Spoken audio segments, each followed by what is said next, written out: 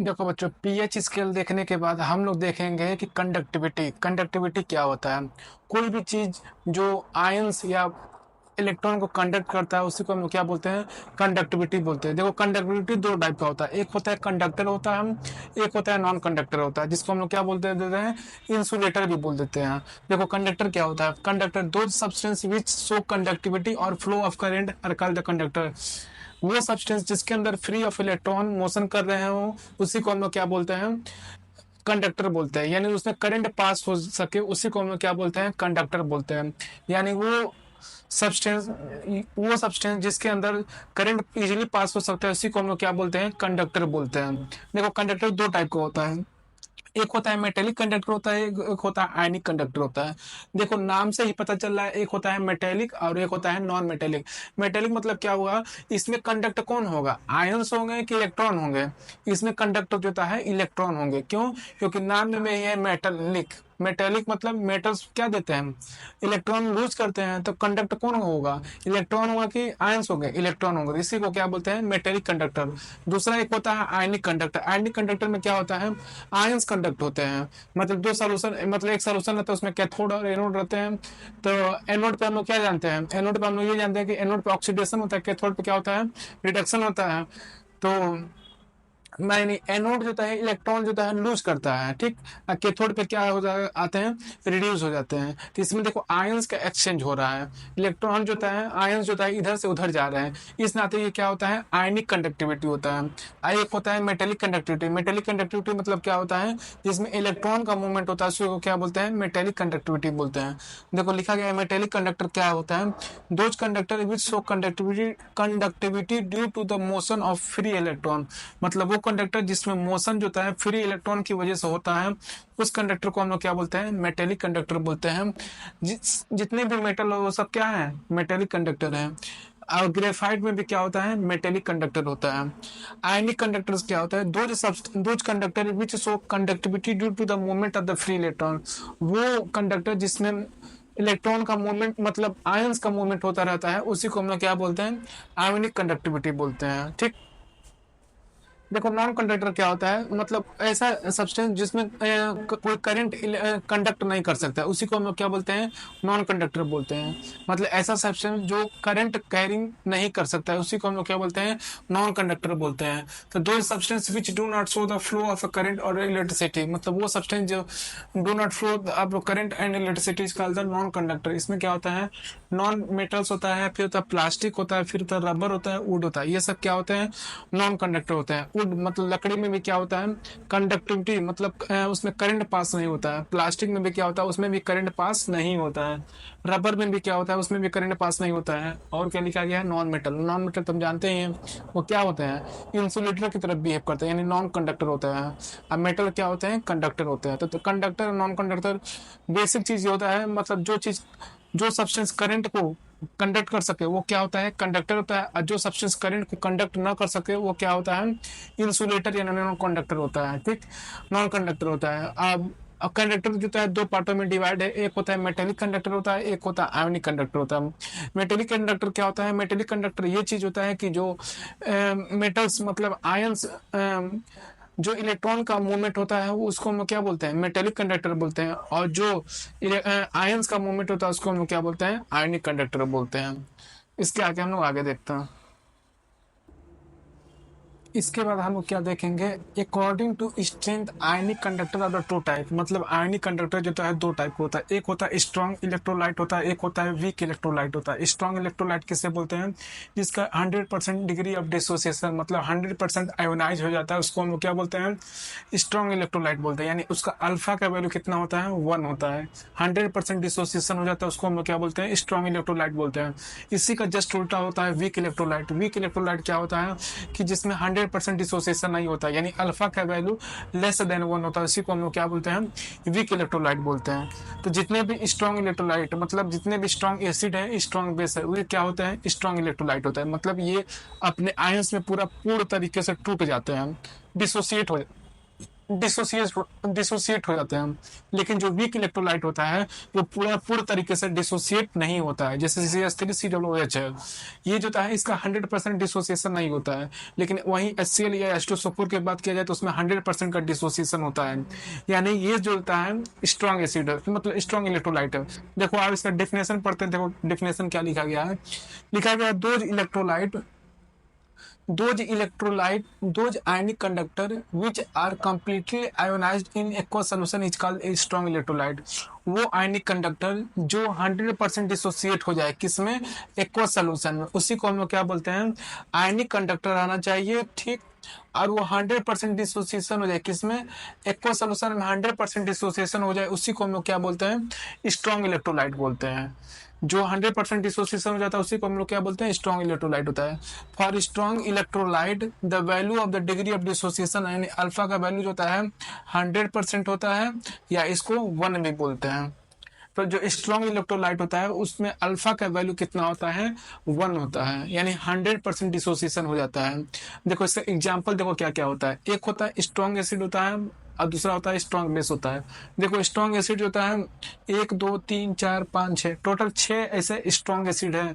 बाकी इसके अलावा कोई भी इनऑर्गेनिक एसिड आया तो वो कौन सा एसिड होगा, वो वीक एसिड होगा। यही केवल 6 ऐसे एसिड जो लिखे गए हैं यही स्ट्रॉन्ग एसिड है। बाकी जितना ऑर्गेनिक एसिड होता है वो सब वीक एसिड में आता है। जितना इनऑर्गेनिक में एसिड है जैसे HCl H2SO4 HNO3, फिर होता है HClO4 HBr HI, ये 6 एसिड जो होता है स्ट्रॉन्ग एसिड के कैटेगरी में आता है। बाकी जितना भी इनऑर्गेनिक केमिस्ट्री में जितना भी एसिड आप पढ़ेंगे वो क्या होता है, वीक एसिड के कैटेगरी में आता है। तो स्ट्रॉन्ग एसिड कौन कौन सा है, स्ट्रॉन्ग एसिड है H2SO4 है, HCl है, फिर होता है HNO3 है, HClO4 है, HBr है और क्या है, HI है। और स्ट्रॉन्ग बेस में क्या क्या है, स्ट्रॉन्ग बेस में होता है NaOH होता है, KOH होता है, CSOH हो गया, RbOH हो गया, BaOH का होल ट्वाइस। इन जनरल जितने भी S ब्लॉक के हाइड्रोक्साइड होते हैं ना, बेरिलियम और मैग्नीशियम को छोड़कर जितने भी S ब्लॉक के हाइड्रोक्साइड होते हैं वो क्या होते हैं, स्ट्रॉन्ग इलेक्ट्रोलाइट होते हैं, मतलब स्ट्रॉन्ग बेस होते हैं। स्ट्रॉन्ग इलेक्ट्रोलाइट या क्या बोले हम, स्ट्रॉन्ग बेस होते हैं जितने भी S ब्लॉक के हाइड्रोक्साइड होते हैं। और स्ट्रॉन्ग एसिड क्या होता है, HCl HBr HNO3 HClO4 HBr HI, ये सब क्या होता है, स्ट्रॉन्ग एसिड होता है। जितने भी सॉल्ट होते हैं, सॉल्ट हमेशा 100% डिसोसिएशन होता है। सॉल्ट का हमेशा क्या होता है, 100% डिसोसिएशन हो जाता है। जैसे NaCl हो गया, KCl होता है, CuCSO4 हो गया, ये सब क्या होता है, 100% डिसोसिएशन इनका हो जाता है। फिर होता है वीक इलेक्ट्रोलाइट होता है। Those electrolyte which are partially ionized in aqueous solution are called the weak electrolyte. मतलब वो इलेक्ट्रोलाइट जो पार्शियली आयोनाइज्ड हो किसमें, एक्वस सॉल्यूशन में, उनको हम लोग क्या बोलते हैं, वीक इलेक्ट्रोलाइट बोलते हैं। तो वीक इलेक्ट्रोलाइट का अल्फा का वैल्यू कितना होता है, अल्फा का वैल्यू होता है <1 होता है। वीक एसिड जैसे एग्जांपल हो गया HCN हो गया, CH3COOH होता है, HCOOH हो गया, H2CO3 हो गया, H3PO4 हो गया, एक्सेट्रा। ये सब क्या है, ये सब वीक एसिड है। हमने बताया ना जितने भी ऑर्गेनिक एसिड होते हैं वो सब वीक एसिड होते हैं। इनऑर्गेनिक एसिड में ये 6 एसिड को छोड़कर जितने भी एसिड पाए जाते हैं वो सारे जो है वीक एसिड होते हैं। जैसे HCN CH3COOH HCOOH H2CO3 H3PO4, ये सब क्या है, वीक एसिड है। वीक बेस क्या होता है, NH4OH होता है, COOH का होल ट्वाइस होता है, ZnOH का होल ट्वाइस होता है, FeOH का होल थ्राइस होता है। मतलब कोई भी हाइड्रोक्साइड के साथ मेटल कंबाइन हो वो क्या होता है, वो वीक बेस होता है। जितने भी स्ट्रॉन्ग एसिड या स्ट्रॉन्ग बेस होता है वो 100% आयोनाइजेशन होता है। सॉल्ट का हमेशा ध्यान रखना, उसमें उसका आयोनाइजेशन जो होता है 100% होता है। जितने भी वीक एसिड और वीक बेस होता है उनका आयोनाइजेशन 100% नहीं होता है, यानी उनका अल्फा का वैल्यू होता है <1 होता है। इसके आगे हम लोग आरएनएस कॉन्सेप्ट आगे देखते हैं।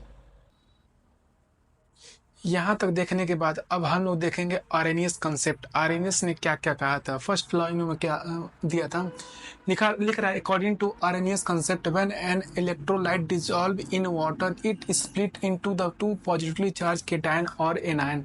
जब किसी इलेक्ट्रोलाइट को हम लोग क्या करते हैं, एक्वस सॉल्यूशन में डिसॉल्व करते हैं तो किस में टूटता है, 2 चीज़ों में टूटता है, एक केटायन में टूटता है और एक एनॉन में टूटता है। आरएनएस ने कहा था कि जब किसी इलेक्ट्रोलाइट को हम लोग किसी एक्वस सॉल्यूशन में डिसॉल्व करते हैं वो 2 इक्वल पार्ट में डिवाइड होता है। एक होता है केटायन में डिवाइड होता है और एक होता है एनायन में डिवाइड होता है। फिर सेकेंड लॉ इन्होंने बोला था, in an electrolyte solution total positively charge is equal to the total negatively charge. मतलब टोटल अगर जो हम लोग सोल्यूशन में देखें, टोटल इलेक्ट्रोलाइटिक सोल्यूशन में हम लोग देखें तो जितना पॉजिटिव चार्ज होता है उतना ही कितना होता है, नेगेटिव चार्ज होता है। मतलब इलेक्ट्रोलाइट सोल्यूशन में अगर जो मान लो 10 पॉजिटिव चार्ज हैं तो 10 नेगेटिव चार्ज भी रहते हैं। तो वही लिखा है, in an electrolyte solution total positive charge is equal to the total negative charge. ठीक, that is solution is electrolytic neutral. मतलब सोल्यूशन क्या है होता है, इलेक्ट्रोलाइटिक न्यूट्रल होता है। फिर थर्ड पॉइंट बोल रहा है, property of electrolyte solution are defined by its ion.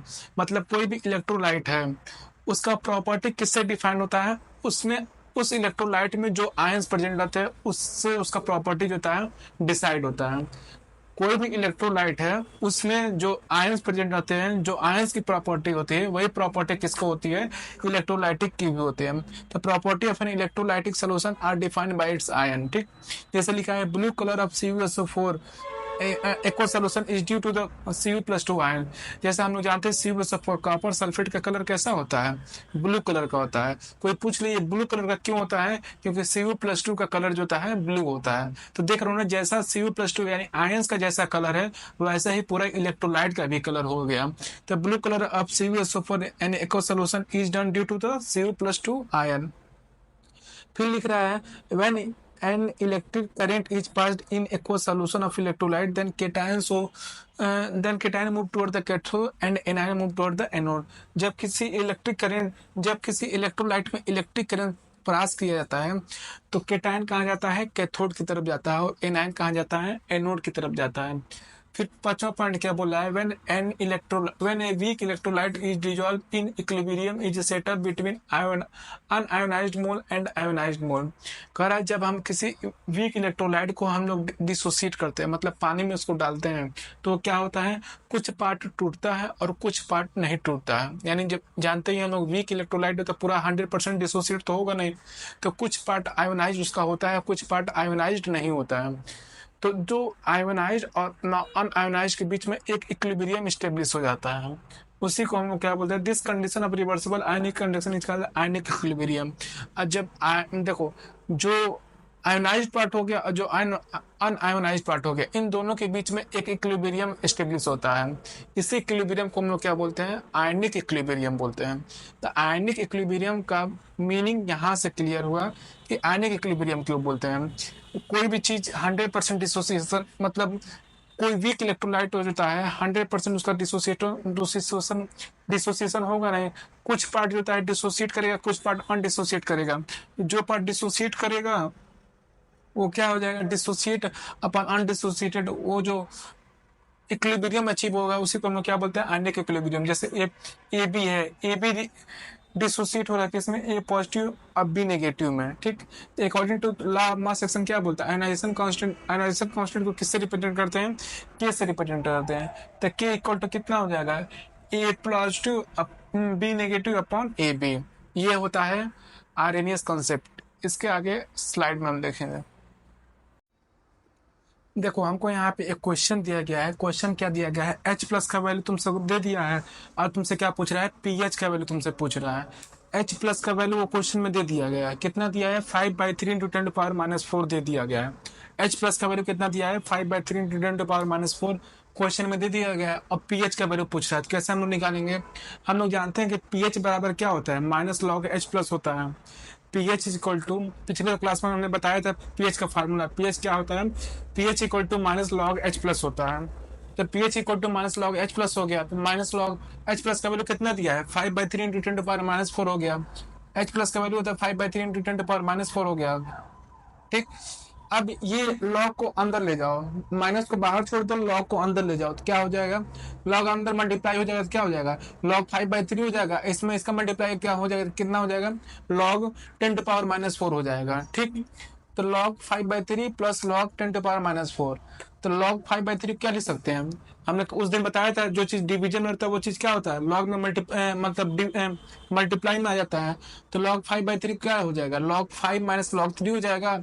आई 10⁻⁻4 जो रहता है, यानी जो चीज पावर में रहता है वो चीज आगे आ जाएगा, यानी -4 या प्लस माइनस माइनस, यहाँ पे जो -4 ये आगे आ जाएगा। और log 10 का वैल्यू कितना होता है, log 10 का वैल्यू 1 होता है, तो 1 हो जाएगा, मतलब 10 × 4 कितना हो जाएगा, -4 हो जाएगा। तो log 5 माइनस log 3 -4, तो log 5 का वैल्यू कितना हो जाएगा, 0.69 हो जाएगा। और log 3 का वैल्यू कितना हो जाएगा, 0.47 हो जाएगा। माइनस log 3 का वैल्यू कितना हो जाएगा, -0.47, ये -4 है। तो इन दोनों को जब माइनस करेंगे, मतलब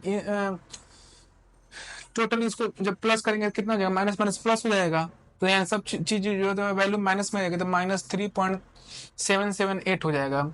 ये माइनस का मल्टीप्लाई अंदर हो जाएगा, कितना हो जाएगा, 3.778 हो जाएगा।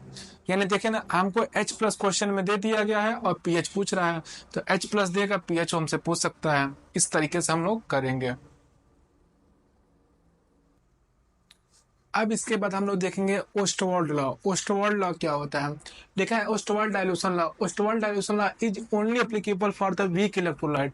ओस्टवाल्ड डाइल्यूशन लॉ किस पे एप्लीकेबल होता है, केवल और केवल वीक इलेक्ट्रोलाइट पे एप्लीकेबल होता है।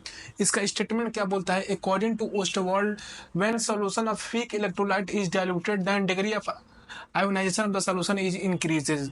मतलब जितना ज्यादा हम लोग डाइल्यूशन करते जाएंगे, मतलब जितना ज्यादा हम लोग पानी मिलाते जाएंगे, उतना ज्यादा उसका डिग्री ऑफ आयोनाइजेशन जो है इंक्रीज करता जाएगा। डिग्री ऑफ आयोनाइजेशन इंक्रीज करता जाएगा, मतलब उतना ज्यादा वो इलेक्ट्रोलाइट जो है टूटता जाएगा। जितना ज्यादा हम लोग पानी मिलाते जाए उतना ज्यादा जो है डिग्री ऑफ आयोनाइजेशन उसका इंक्रीज करेगा। ठीक, तो इसी चीज को उन्होंने एक इक्वेशन के फॉर्म में समझाया है कि कैसे जितना ज्यादा हम डाइल्यूशन करते जाएंगे वैसे उतना ज्यादा अल्फा का वैल्यू बढ़ता जाएगा। इस चीज को इन्होंने प्रूफ किया। देखो प्रूफ कैसे किया, इन्होंने प्रूफ किया, ए बी कोई इलेक्ट्रोलाइट है, उसको एक्वा सोल्यूशन में डाला। कोई भी इलेक्ट्रोलाइट को जब एक्वा सोल्यूशन में हम डालेंगे तो किस में टूटेगा, वो अपने केटायन और एनायन में टूटता है। क्योंकि हम जानते हैं केटायन किस पे जाता है, कैथोड पे जाता है, एनायन किस पे आता है, एनोड पे जाता है। वो सब बात यहाँ नहीं होंगी। यहाँ बेसिक कंसेप्ट ये है कि कोई भी इलेक्ट्रोलाइट है उसको एक्वा सोल्यूशन में डालेंगे तो वो टूटेगा। किस में टूटेगा, वो अपने केटायन और अपने एनायन में टूटेगा। यहाँ भी वो अपने केटायन और अपने एनायन में टूटा। लेट assume दैट कि इनिशियल कंसंट्रेशन कितना था, इनिशियल कंसंट्रेशन हमने सी लिया था। इनिशियल कंसंट्रेशन कितना लिया था, सी लिया था। और ये मतलब इनिशियल कंसंट्रेशन ऑफ रिएक्टेंट कितना लिया था, सी लिया था। प्रोडक्ट में कोई कंसंट्रेशन था नहीं भाई, प्रोडक्ट तो बना नहीं था, केवल रिएक्टेंट हमने लिया था, कितना लिया था, सी कंसंट्रेशन का लिया था। जब रिएक्शन होने लगा तो हमने देखा कि कुछ अल्फा जो होता है उसका डिसोसिएशन हो गया, मतलब सी में से कुछ अल्फा का डिसोसिएशन हो गया, मतलब कुछ रिएक्टेंट का डिसोसिएशन हो गया। तो बचा कितना, कुछ तो डिसोसिएशन हो किस में चला गया, प्रोडक्ट में बन गया। तो उसमें से बचा कितना, तो मान लो अल्फा डिग्री ऑफ आयोनाइजेशन था, उसमें से डिसोसिएट हो गया, यानी सी अल्फा डिसोसिएट हो गया। तो उसमें से बचा कितना, तो इनिशियल कंसंट्रेशन कितना था, सी था, कितना डिसोसिएट हो गया, सी अल्फा हो गया। तो टोटल कंसंट्रेशन रिएक्टेंट का बचा कितना, तो सी माइनस सी अल्फा का कंसंट्रेशन बचा, किसका, रिएक्टेंट का। और जो चीज डिसोसिएट हुआ वही चीज तो आगे जाके बनेगा ना प्रोडक्ट में भाई। जो चीज रिएक्टेंट में टूटेगा वही चीज आगे जाकर प्रोडक्ट में बनेगा। तो सी अल्फा डिसोसिएशन हुआ, तो इसमें प्रोडक्ट में क्या बनेगा, प्रोडक्ट में भी कंसंट्रेशन इसका क्या हो जाएगा, सी अल्फा हो जाएगा। ठीक, रिएक्टेंट में टूटा, रिएक्टेंट में कितना दिया था, सी दिया था, उसका डिग्री ऑफ आयोनाइजेशन कितना दिया था, अल्फा दिया था। तो मान लो सी अल्फा का डिसोसिएशन हुआ, तो इनिशियल रिएक्टेंट कितना बचा, सी में से सी अल्फा को माइनस करेंगे तो वही क्या बचा, उसका इनिशियल कंसंट्रेशन बचा। तो सी माइनस सी अल्फा हो गया। अब केटायन का रेशियो कितना होगा, मतलब केटायन कितना बनेगा, जो चीज टूटेगा वही चीज बनेगा, देन सी अल्फा ये बनेगा, ये भी सी अल्फा बनेगा। तो according to the law of mass action, ionization constant K equal to क्या हो गया, A B, A positive B negative upon A B. ठीक, ए पॉजिटिव का वैल्यू कितना दिया गया है, सी अल्फा दिया गया है, तो सी अल्फा वहां पर रख दो। फिर बी नेगेटिव का वैल्यू कितना दिया गया है, सी अल्फा दिया गया है, तो सी अल्फा रख देंगे।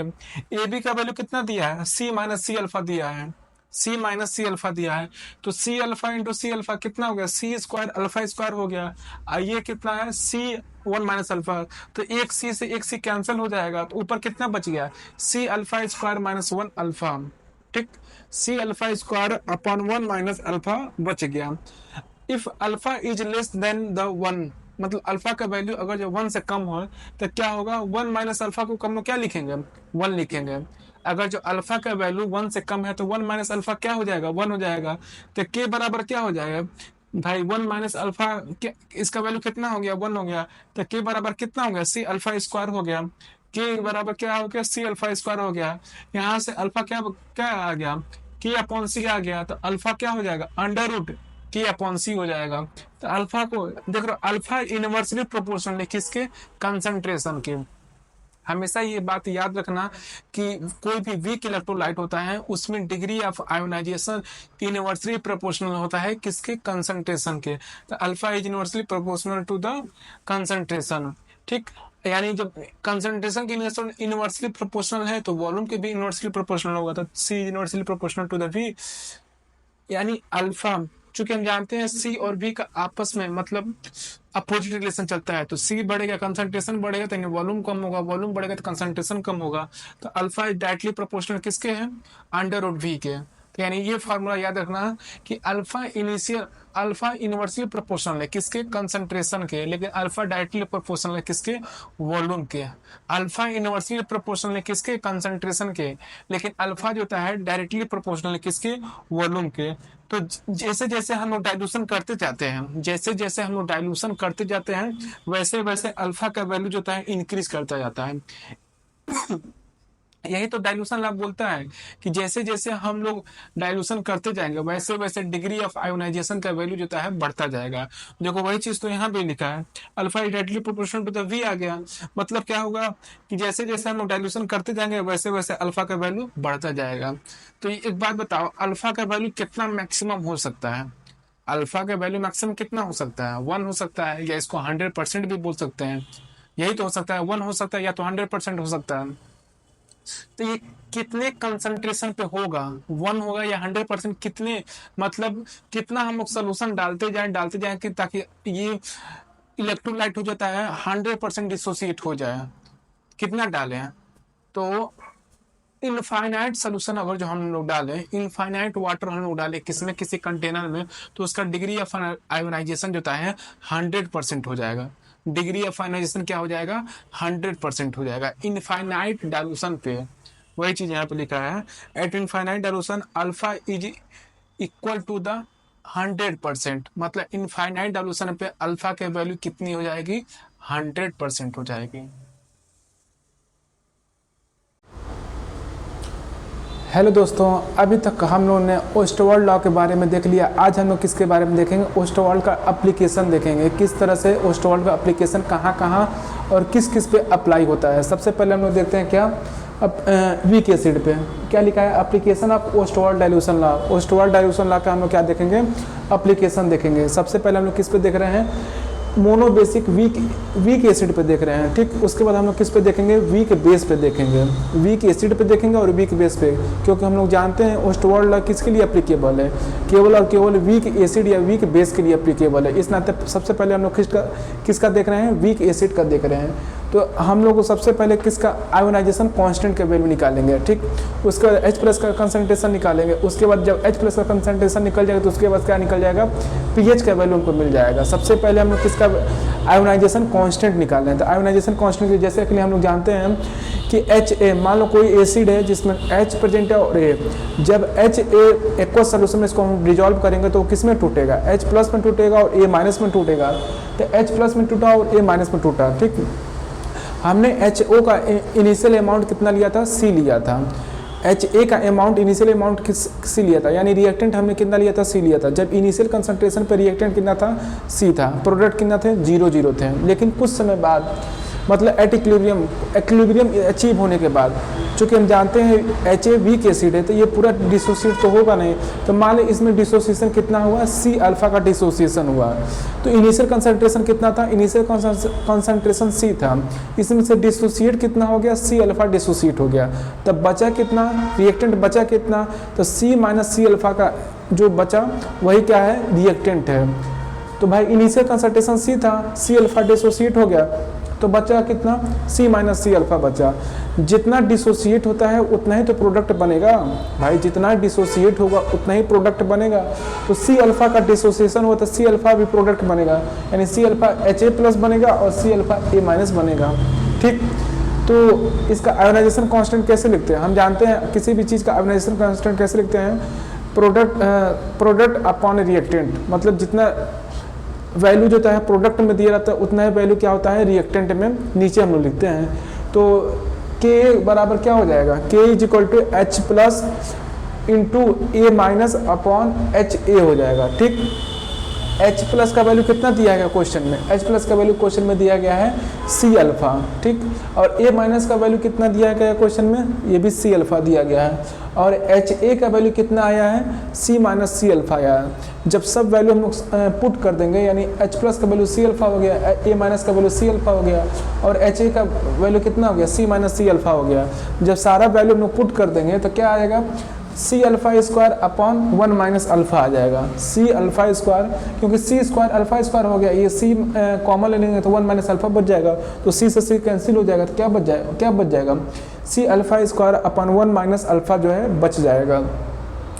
तो डैट इज इफ अल्फा, अगर मान लो अल्फा का वैल्यू बहुत कम है, किससे, 1 से बहुत कम है, तो क्या हो जाएगा, के बराबर सी अल्फा स्क्वायर हो जाएगा। भाई जब ये अल्फा का वैल्यू बहुत 1 से कम है तो इसको क्या करेंगे हम लोग, अल्फा को नेगलेक्ट कर देंगे। जब अल्फा का नेगलेक्ट हो जाएगा तो के किसके बराबर हो जा रहा है, सी अल्फा स्क्वायर के बराबर हो जा रहा है। तो K if alpha is less than the 1 then K is equal to C alpha, मतलब के बराबर, के किसके इक्वल आ गया, सी अल्फा स्क्वायर के इक्वल आ गया। के ए को क्या बोलते हैं, ionisation constant of weak acid, K A को क्या बोलते हैं, ionisation constant of weak acid बोलते हैं। के बी को क्या बोलते हैं, ionisation constant of weak base बोलते हैं। के ए को ionization constant of weak acid बोलते हैं, और के बी को क्या बोलते हैं, ionisation constant of weak base बोलते हैं। देखो अब हमने के ए का वैल्यू निकाल लिया, के ए का वैल्यू निकाला कितना आया है, के अल्फा स्क्वायर सी आया है, के ए का वैल्यू कितना आया है, अल्फा स्क्वायर सी आया है। आयोनाइजेशन कांस्टेंट की वैल्यू कितनी आई है, अल्फा स्क्वायर सी। अब हम लोग किसका वैल्यू निकालेंगे, एच प्लस का कंसंट्रेशन निकालेंगे। एच प्लस का कंसंट्रेशन कैसे निकलेगा, चूँकि हम लोग जानते हैं एच प्लस का इक्वल टू कितना होता है, अल्फा सी। अब H plus equal to alpha से, ये कहाँ से आया, तो देखो ये यहाँ से आया। एच प्लस का वैल्यू कितना है, इक्विलिब्रियम कंडीशन पे सी अल्फा है ना, तो उसी तरह वही चीज़ लिखा गया। H plus is equal to कितना आ गया, सी अल्फा आ गया। हम चूँकि के का वैल्यू कितना निकालें, के का वैल्यू हम लोग कितना निकाले हैं, सी अल्फा स्क्वायर निकाले हैं, तो के का वैल्यू सी अल्फा स्क्वायर रख देंगे, तो अल्फा ऐसे आ गया तो अंडर रूट क्या हो जाएगा, के अपॉन सी हो जाएगा। इक्वेशन 1 और इक्वेशन 2 को हम जब देखेंगे तो एच प्लस बराबर क्या हो जाएगा, सी अल्फा होता है, अल्फा की जगह पर क्या रख देते हैं हम लोग, अंडर रूट के अपॉन सी रख देंगे।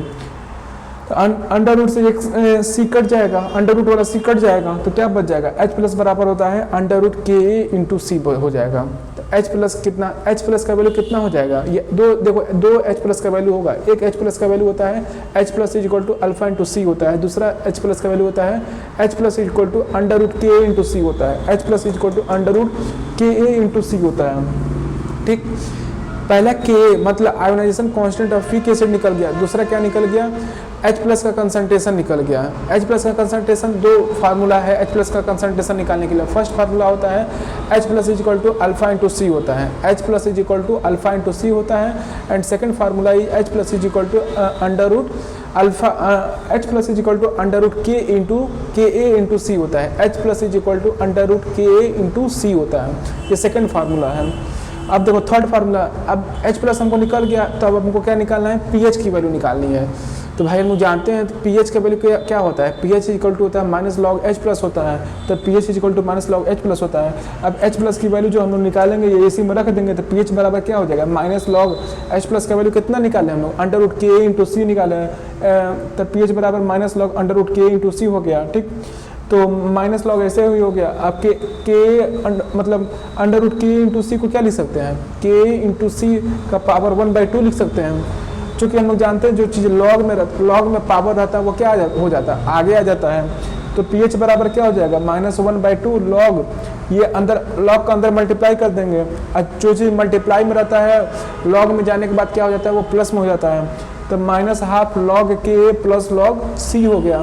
ठीक, तो पी एच बराबर क्या हो गया, -½ लॉग के -½ लॉग सी हो गया। माइनस का जब अंदर मल्टीप्लाई हो जाएगा तो क्या हो जाएगा, P H is equal to -½ log K हो जाएगा, अब -½ लॉग सी ए हो जाएगा। अब P H is equal to कितना हो जाएगा, हाफ पी के ए -½ लॉग सी। चूँकि हम लोग जानते हैं कि पी के ए बराबर क्या होता है, माइनस लॉग के ए होता है, इस नाते क्या लिखा गया, पी के ए बराबर क्या होता है, पी के ए बराबर माइनस लॉग के ए होता है। पी के ए बराबर क्या हो गया, माइनस लॉग के ए हो गया। तो पी एच बराबर क्या हो जाएगा, हाफ पी के ए -½ लॉग सी हो जाएगा। यही जो है मतलब आयोनाइजेशन कांस्टेंट निकल गया। उसके बाद क्या निकल गया, H प्लस का वैल्यू निकल गया। H प्लस का वैल्यू दो फार्मूला है, H प्लस बराबर अल्फा इंटू सी हो गया, फिर H प्लस बराबर होता है under root K A into सी हो गया। थर्ड फार्मूला होता है पी एच बराबर हाफ पी के ए -½ लॉग सी। बहुत इंपॉर्टेंट फार्मूला होता है ये, मतलब अक्सर कन्फ्यूजन बच्चों में रहता है। पी एच बराबर क्या होता है, हाफ पी के ए -½ लॉग सी। पी एच बराबर क्या होता है, हाफ पी के ए -½ लॉग सी होता है। पी एच बराबर क्या होता है, हाफ पी के ए -½ लॉग सी होता है।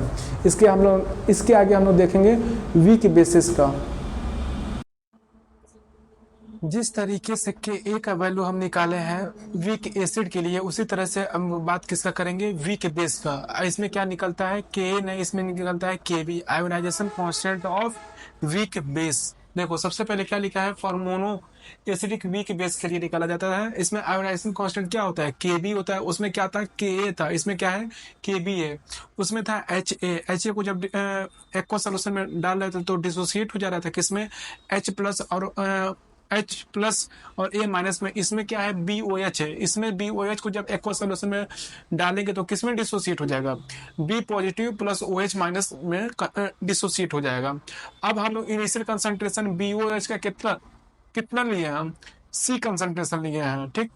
और अल्फा का डिसोसिएशन है, तो मान लो इक्विलिब्रियम टाइम में BOH का कितना मोल बचा, तो C माइनस सी अल्फा बचा, यानी C अल्फा का तो डिसोसिएशन हो गया और इनिशियल कंसंट्रेशन कितना था, C था। तो बचा कितना, C में से C अल्फा को माइनस कर देंगे तो जो बचा वही क्या है, इक्विलिब्रियम पे कंसंट्रेशन है किसका, रिएक्टेंट यानी BOH का। और जितना रिएक्टेंट मतलब जितना जो होता है डिसोसिएट होता है उतना ही प्रोडक्ट बनता है। तो बताओ कितने का डिसोसिएशन हुआ, अल्फा सी का डिसोसिएशन हुआ, तो प्रोडक्ट भी कितने का बनेगा, अल्फा सी का प्रोडक्ट बनेगा। तो B प्लस का कंसंट्रेशन भी कितना है, C प्लस है, और OH माइनस का भी कंसंट्रेशन कितना है, C अल्फा है, ठीक। B प्लस का भी कंसंट्रेशन C अल्फा है और OH माइनस का भी कंसंट्रेशन कितना है, C अल्फा होगा।